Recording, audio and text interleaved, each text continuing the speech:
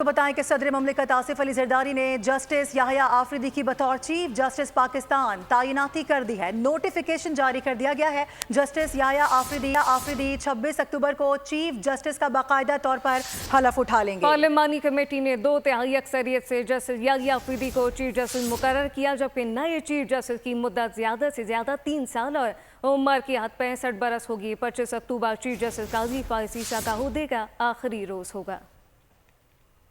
Justice یحییٰ Afridi chief justice Pakistan تعینات۔ صدر مملکت آصف علی زرداری نے سمری پر دستخط کر دیے۔ نوٹیفیکیشن جاری کر دیا گیا۔ نوٹیفیکیشن کے مطابق جسٹس یحییٰ آفریدی 26 اکتوبر سے 3 سال کے لیے چیف جسٹس ہوں گے۔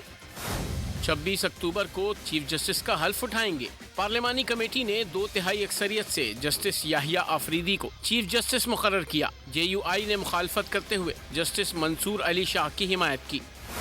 جسٹس یحییٰ آفریدی کی نامزدگی 8-1 سے ہوئی۔ تحریک انصاف نے اجلاس کا بائیکاٹ کیا۔ نئے چیف جسٹس کی مدت زیادہ سے زیادہ 3 سال اور عمر کی حد 65 برس ہوگی۔ 25 اکتوبر چیف جسٹس قاضی فائز عیسیٰ کے عہدے کا آخری روز ہے۔